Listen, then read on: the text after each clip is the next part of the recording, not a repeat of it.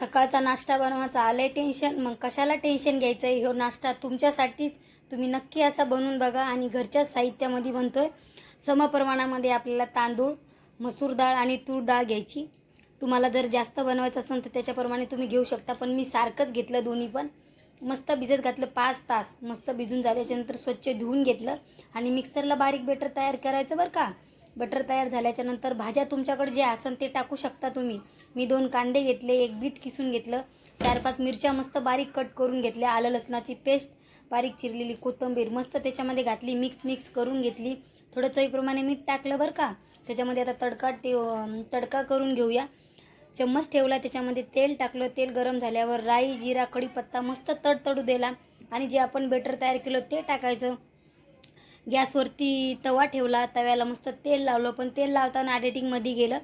तेल मस्त पसरून घ्यायला. तुम्हाला पातळ बनवायचा पातळ बनवू शकता आणि जाड बनवायचं असेल तर जाड बनवू शकता.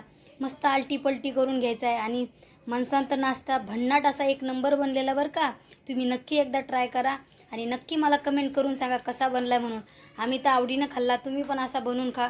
मस्त शेकून घ्यायच्या दोन्ही बाजू, आलटू पलटू करून घ्यायची आणि तुम्ही चटणी तुम्हाला जी आवडेल ती बनवू शकता. माझ्याकडे सॉस होता, मी तो टाकला, पण खूपच टेस्टी बनला होता नाश्ता. तुम्ही पण नक्की ट्राय करा. तुमची मुलं बीट वगैरे खात नसेल तर अशा प्रकारे तुम्ही खाऊ घाला बीट. माझ्या मुलानं